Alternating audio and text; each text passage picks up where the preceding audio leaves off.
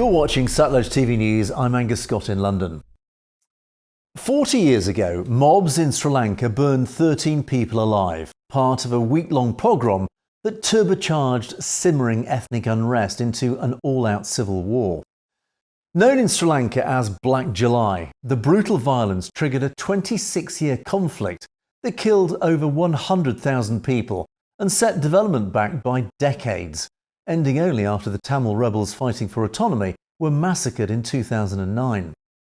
The 1983 anti-Tamil mob attacks escalated on July the 29th, when Mohan Panir Selvam was just 8 years old. A rampaging gang torched his home in the tea-growing central town of Hawa Elia, burning 13 people inside, including his parents, relatives and their staff. Pumped the diesel and they lit it down, up. Nobody could escape. My father, only through my sister, she's about 8 years, threw the sister out of the window. And my grandmother started to escape.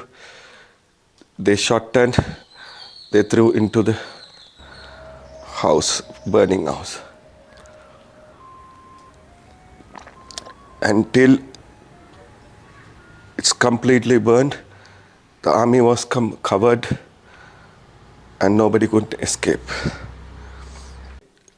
They took my sister to the site to identify, and my sister saw all half burnt body. They put everyone, all the bodies in the municipality tractor, and they dump it somewhere because we didn't know where even the body was dumped. He and his younger brother were away at boarding school when the riots broke out, returning as orphans to the ruins of their burned home 2 months later. Some other Sinhalese came and said this is an attack against the Tamils. But anyway, we were not sure how to deal with it. And some other Tamil friends also then came into our house. We were holding each other and we were crying because I, of course, then by that time had been very much involved in peace building and working with the Tamils. For us, it was like a very hopeless situation, very dangerous situation. Over 40 years, it has been a journey trying to grapple with waves of internally displaced, waves of refugees in my own country. They are citizens of this country, but at the same time, they had to be looked after by us. Ethnic tensions between the mainly Buddhist Sinhalese majority and the largely Hindu and Christian Tamil minority had long simmered and worsened after ex-colonial ruler Britain quit in 1948. The conflict erupted in July 1983 when a landmine ambush laid by Tamil rebels killed 13 Sinhalese soldiers in the Tamil heartland of Jaffna.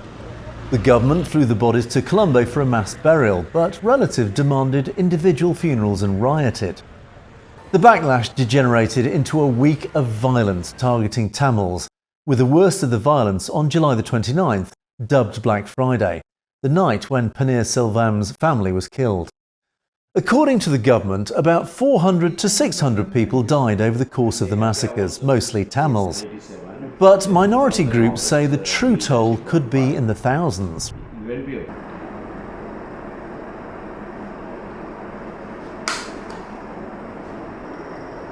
Firstly, we don't regard what happened in 83 riot because it was a planned violence unleashed on the Tamil people in this country. It was a pogrom. And ever since 1956 to this day, the Tamil people have voted for that. They have never voted for anything less than a federal arrangement. Once they even demanded a separate state. in July 1977 general election. So that is the political stand of the Tamil people. And as I said before, to quell that, to subdue that, violence was practiced. So 83 was a height of that kind of strategy by the government. But governments have been, the successive governments after the war ended, have been successful in sort of delaying it, promising and not doing, etc. But I don't think they can do that for too long. Tamil legislator M.A. Sumintharan said recently that the events that happened changed the course of history. Some claim the army was actively involved or provided tacit support to the attacks in revenge for the loss of their 13 comrades, and several then government officials were seen leading mobs. No one has been prosecuted, but some Sinhalese did protect Tamil neighbours. Sumintharan said autonomy was the political standard of the Tamil people, noting they had always voted for a federal system and had even demanded a separate state during elections in 1977.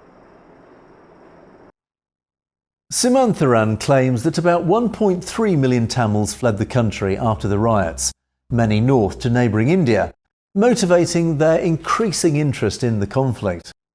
New Delhi pressed Colombo to seek peace by granting autonomy to the Tamils, something that still remains unresolved. The estimated 100,000 killed in the war, the dead are split roughly equally between the security forces, Tamil fighters and Tamil civilians, with Sinhalese and Muslims also among the dead. The physical scars of the war fade, and only a few of the battle-scarred buildings remain.